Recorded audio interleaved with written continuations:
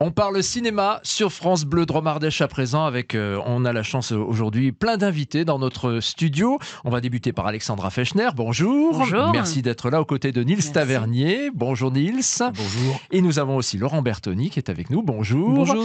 Et Nathalie Rodriguez de la maison qui a eu la chance Bonjour. d'assister à l'avant-première hier du film Facteur Cheval à Haute-Rive. On va y revenir sur ces avant-premières. Il y avait aussi une avant-première à Loriol hier soir.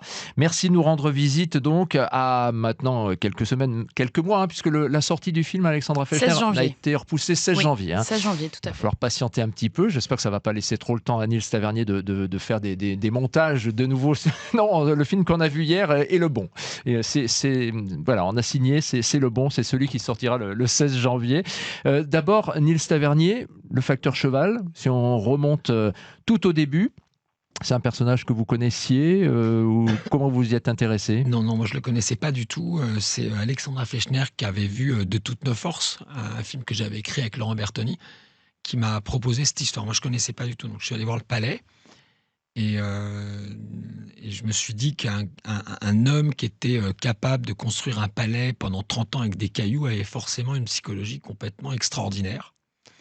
Et on a proposé une adaptation d'un petit texte qui était écrit par Fanny Desmarais, qui était très bien écrit. On a proposé à Alexandra Fechner d'en faire un film très romantique. Mais moi, j'ai eu l'impression dans cette histoire d'avoir une grande dame, d'être moi un tout petit enfant, et une grande dame qui me dit « Alors, est-ce que tu veux faire un film sur un monsieur qui a construit un palais ?» Et moi, d'être un tout petit enfant qui dit « Oui, oui, je veux bien, je veux bien. » Et voilà, donc moi, j'ai vécu Facteur Cheval comme un cadeau. Vraiment, du début jusqu'à la fin, que ce soit avec les acteurs, les éléments. Euh, c'est pas un film qui a été objectivement difficile pour moi. Je l'ai pris comme un enfant qui peut recevoir un cadeau. Voilà, j'ai eu envie d'être au service du film, au service de cette histoire, humblement, et d'accompagner au mieux Facteur Cheval dans ce qu'on pouvait nous y mettre comme imaginaire romantique. Alexandra Fechner, quand vous en avez parlé de ce film à Nils Tavernier, c'est vrai qu'il y avait différentes approches possibles. Euh, pour vous, tout était possible? Évidemment, tout était possible, d'ailleurs, comme le facteur cheval, hein, c'est un petit peu la maxime du film, c'est en chacun de nous, on peut vraiment réussir l'impossible. C'est ce qui est furieusement romantique dans cette histoire aussi, et ce qui donne vraiment la pêche, et c'est un film très gagnant aussi grâce à ça. C'est un film sur le dépassement de soi. C'est vrai que c'était un pari un petit peu fou au départ à relever parce que c'était pas forcément une histoire auquel beaucoup de gens croyaient.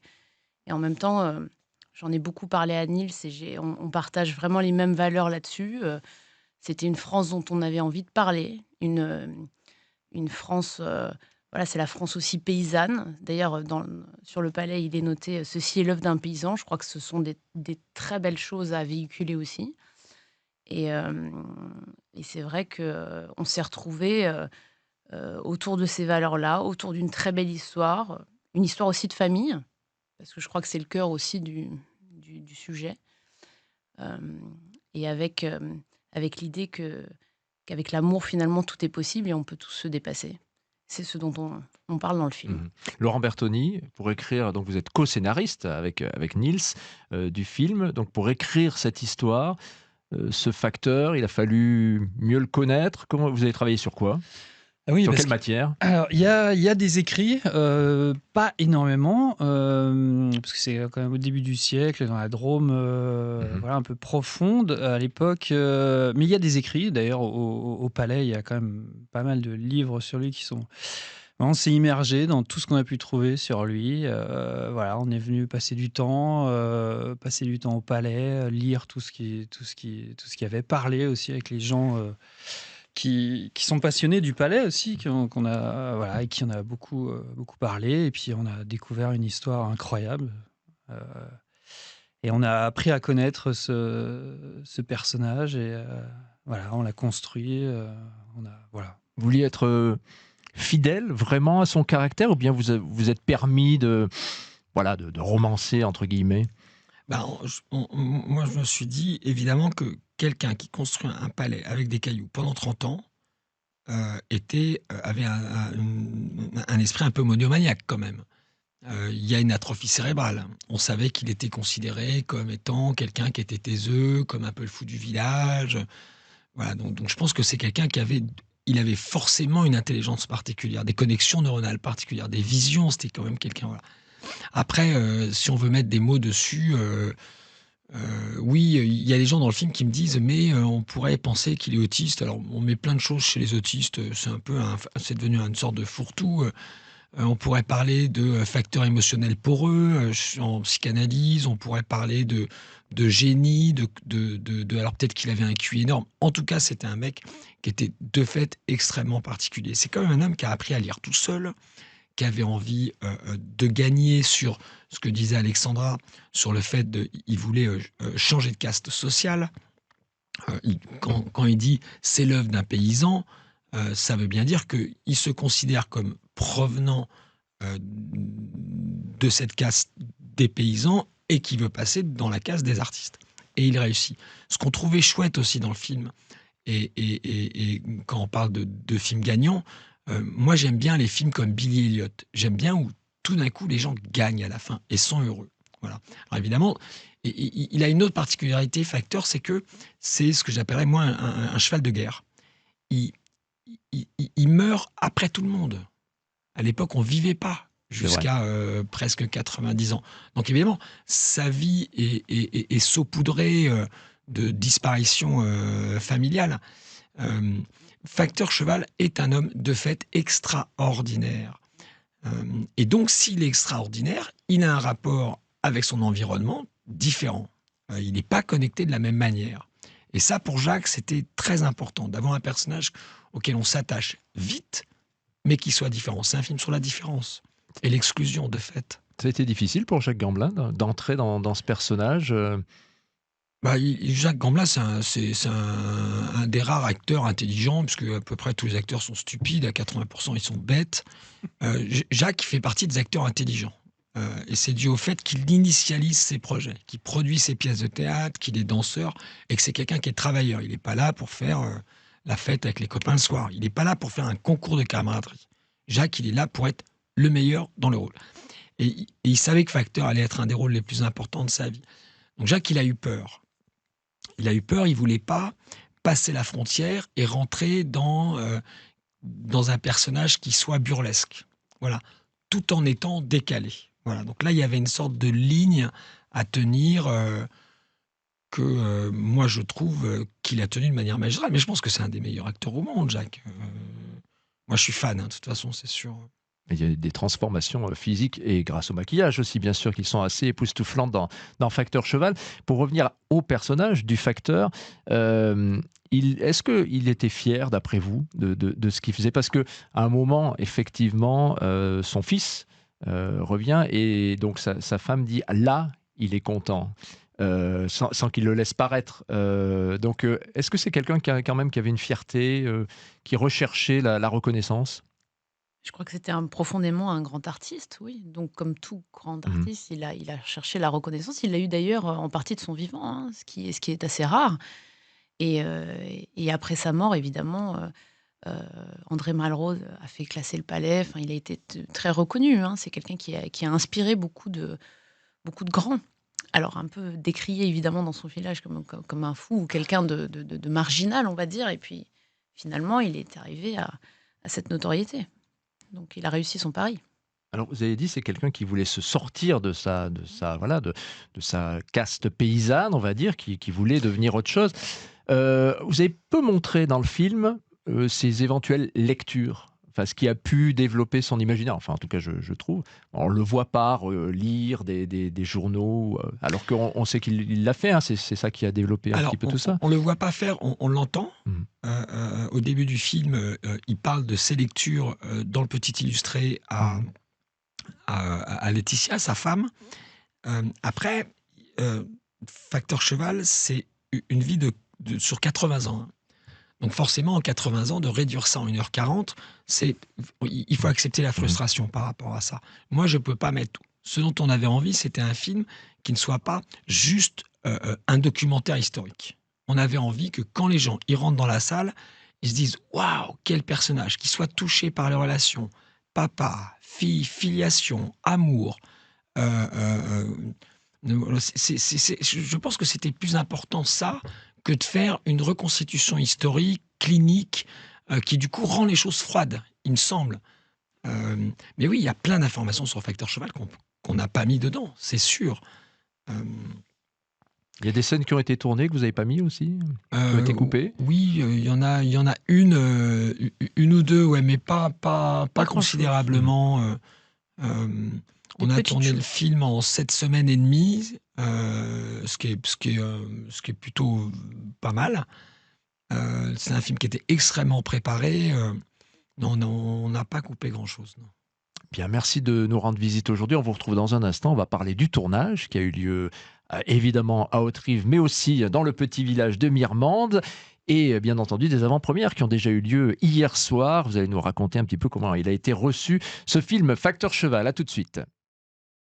Facteur Cheval avec Nils Tavernier qui est notre invité aujourd'hui, Alexandra Fechner, Laurent Bertoni, co-scénariste et Nathalie Rodriguez de France Bleu Dromardèche. Tiens Nathalie, il y avait hier des avant-premières dans notre région, une à Loriol pour les habitants de Mirmande et puis une autre à Haute-Rive, bien sûr la patrie du Facteur Cheval. Vous étiez à Haute-Rive, Nathalie? J'étais effectivement à Haute-Rive. Quelle était l'ambiance? Il y avait 900 spectateurs, donc près de... Un habitant sur 2 avait fait le déplacement au gymnase pour venir voir le film Le Facteur Cheval en avant-première. Il y a eu beaucoup d'émotions, des larmes aux yeux à la fin du film. On a notamment recueilli le témoignage de Jade, qui a 10 ans et qui a été très touchée par Le Facteur Cheval et par Jacques Gamblin. C'est émouvant, ça m'a fait pleurer plusieurs fois. On ressent bien les émotions que l'acteur aimait au moment du tournage et c'est magique. Tu connaissais l'histoire du Facteur Cheval avant ? Oui, j'en connaissais un peu un bout. Et maintenant, je ne regarderai plus jamais le palais du Facteur Cheval de la même façon. Pourquoi tu le regarderas comment maintenant ? Avec une histoire, une émotion, une vie, toute une vie dans le palais. Eh oui. Il y avait beaucoup d'émotions et j'ai vu Jade est intervenue au micro hier soir. Elle a effectivement interpellé Nils Tavernier à la fin du film. Elle pleurait encore au micro quand elle vous a parlé. Vous le disiez, c'est cette vie, cette histoire que vous avez voulu montrer à travers le personnage du Facteur Cheval. Pas tant un documentaire, mais vraiment des émotions et un vrai personnage. Ouais, des émotions, un vrai personnage, le parcours d'un homme, de faire en sorte que... Moi, quand je vais au cinéma, il y a un truc qui est très simple, c'est est-ce que je m'ennuie ou est-ce que je m'ennuie pas? J'adore Fast and Furious, et dès que je sors de ce genre de film, j'ai envie d'avoir de l'émotion, j'ai envie d'être touché par les personnages. Après, Facteur Cheval, c'est un film quand même extrêmement documenté. Ça veut dire qu'à chaque fois que Jacques fait les choses, c'est ultra précis, qu'on a des informations dans le film. Si vous allez voir Facteur Cheval, vous allez apprendre aussi plein de choses. Mais moi, je fais pas du cinéma pour apprendre des choses historiques aux gens, dans le fond. J'ai envie que les gens... Là, il y a une fille de 20 ans qui m'avait dit, en sortie de séance, elle m'a dit, c'est un film qui donne envie d'aimer les autres. Voilà. Et ben là, j'ai l'impression d'avoir... je me sens tranquille avec cette idée-là. Un autre témoignage d'hier soir. Le témoignage, effectivement, de Pierre Constant. Pierre Constant, il a travaillé pendant 20 ans à la rénovation, à la restauration du Palais Idéal. Donc, il connaît bien le monument.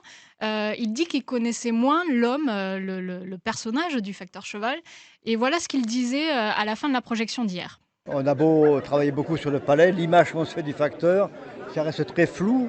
Et je ne me suis jamais imaginé le Facteur Cheval en chair et en os, avec la voix, avec le regard. Et là, avec Gamblin, je me suis dit, mais... c'est lui, quoi. Ça ne peut pas être autre chose. Donc là, après avoir travaillé pendant des années sur le Palais Idéal, j'ai rencontré le Facteur Cheval, en quelque sorte. Et c'était émouvant, du coup ? Oui. Parce qu'au fur et à mesure que le film se déroulait, je me disais, ben oui, c'est lui. Ce type-là a été à mes côtés, en fait, pendant 20 ans. Quand je travaillais, il était là, je ne l'avais pas vu. Mais c'était lui, c'était bien lui. Un peu silencieux, un peu bougon, exigeant. Et voilà, je l'ai rencontré, je suis très heureux. Et Tavernier a bien cerné, je pense, l'homme. Voilà, donc Pierre Constant. Pierre Constant qui a travaillé effectivement pendant 20 ans sur le Palais Idéal, à sa conservation, à sa restauration. J'imagine que quand vous entendez un témoignage comme ça, c'est pour vous pari tenu. Bah ouais, il faudra que je le dise à Jacques Gamblin, qui avait quand même très envie de respecter Facteur. on avait tous très envie de respecter le facteur. On était tous quand même très admiratifs de son travail. On avait envie de le servir. Je pense que ça va faire ultra plaisir à Jacques. Il va être ravi. J'en tire une goutte de fierté, j'ai le droit aussi. Bah oui, évidemment. Le tournage donc s'est déroulé à Haute-Rive, bien sûr, pour certaines scènes, et à Mirmande, où vous aviez reconstitué, c'est ça, en quelque sorte, des bouts des bouts de palais. Oui, alors on a travaillé beaucoup sur la maison Oui. du facteur cheval. Jérémy Duchier, le décorateur, a fait un travail extraordinaire. Parce qu'il fallait évidemment tout reconstruire à l'intérieur, hein, donc c'était pas simple. Et ensuite, sans vous livrer tous les secrets du tournage, on a commencé évidemment à construire des bouts de palais donc, dans le jardin. Et puis après, on a fait d'autres prises donc, au palais Oui, il y idéal. avait cette difficulté dans les prises, j'imagine, Nils Tavernier, c'est que voilà, à Mirmande, autour de la maison, il n'y avait rien. Hein, il commence à construire dans le potager, quoi. Et après, avec les prises de vue à Haute-Rive, où il y a d'immenses arbres tout autour, c'est un peu compliqué, forcément. Bah, c'est un casse-tête. C'est-à-dire que, de toute façon, de filmer un palais qui existe déjà et de considérer que nous, notre travail, c'est de le faire grandir, le palais était déjà grand. On ne peut pas tourner autour du palais à Haute-Rive. C'est pas possible, tout est moderne, il y a un parking. Je ne suis pas sûr qu'à l'époque de Facteur Cheval, il y ait des Austin Martin à côté du palais. Donc il fallait tout reconstruire autour. C'est vrai que dans le film, on a l'impression que le palais est en face de la maison. Dans la réalité, ils sont à 150 km. Donc voilà, ça demande une petite gymnastique technique qui n'est pas non plus très compliquée, mais qui était... moi, j'avais pas peur de ça. Ce dont j'avais peur, c'était est-ce que l'histoire d'amour allait marcher entre Gamblin et Laetitia Casta. Voilà. La peur, elle était là. Et je trouve que Laetitia et Gamblin, ça marche. Et que les gens dans la salle me disent « Mais Nils, c'est une magnifique histoire d'amour. » Et là, je trouve que Laetitia s'en est très, très, très bien sortie. Voilà, on a parlé de Jacques Gamblin, c'est vrai, tout à l'heure. Mais Laetitia Casta, voilà, elle s'est imposée dès le départ. Comment ça s'est passé ? Non, elle s'est pas imposée dès le départ, Laetitia. On a cherché avec Alexandra une fille pendant quelques temps. On avait écrit le film avec Laurent et moi j'avais parlé tout de suite de Jacques Gamblin, donc Jacques c'était absolument certain. Et on avait besoin d'une femme qui soit à la fois terrienne, lumineuse et qui accepte de jouer. J'aime un homme et c'est pas parce que j'aime et que j'accepte d'aimer que je suis dévalorisé. Donc avec une qualité humaine comme ça dans le regard. C'est parce qu'on écoute quelqu'un qu'on n'a pas d'existence. Et ça, Laetitia, elle l'a très très vite compris. Donc au bout de 2-3 scènes, on s'est rendu compte que c'était un couple qui allait fonctionner grâce à cette clé de voûte, je crois. Il me semble. Et ça fonctionne bien, effectivement. Ouais, merci et beaucoup. même si, là aussi, hein, les artifices du maquillage font parce qu'il faut la faire vieillir, évoluer aussi. Et ça aussi, c'est une prouesse aujourd'hui au cinéma, ce que l'on peut faire avec les maquillages. Tiens, au niveau de l'image, vous avez travaillé l'image. J'ai eu l'impression que c'était un petit peu comme quand on fait une photo et qu'on demande la teinte sépia pour être un petit peu voilà, historiquement plongé dans le passé. Elle a été travaillée, l'image, ou c'est juste une histoire d'éclairage ? Un tout petit peu. Un petit peu. En fait, c'est pas sépia. Je vais pas faire un cours technique là parce que j'embête tout le monde avec ça. Il y avait une référence colorimétrique et de dynamique dans le film qui était celle de Fantin Latour. Fantin Latour, c'était un monomaniaque comme Facteur Cheval. Il a fait à peu près les mêmes choses toute sa vie. Il a fait des fleurs et des bourgeoises qui sont en train de lire. Et si vous regardez une peinture de Fantin Latour, il y a quelque chose qui vous emmène dans la lumière et vous ne comprenez pas pourquoi. Et si vous regardez un tout petit peu plus longtemps, vous apercevez que les directions lumineuses sont fausses. C'est-à-dire qu'on propose une réalité et en fait, c'est une réalité qui est impossible. Tout d'un coup, il y a des sources lumineuses, il y a des décrochements de gris. Voilà. Ce que Fantin Latour fait aussi, c'est qu'il désature, c'est-à-dire qu'il retient à peu près toutes les couleurs et il remonte un peu les rouges. Donc nous, on a fait ça tout le film, mais même en extérieur. C'est-à-dire que dès qu'on a... Voilà, moi, j'ai retenu un peu le vert sur les hautes lumières, parfois les moyennes, et on a remonté une goutte de magenta. Alors, c'est pas sépia. Oui. Non, je me défendrai de ça. Ouais. Mais c'est vrai qu'on a une unité en image dans le film qui était une direction artistique très, très précise. Ouais.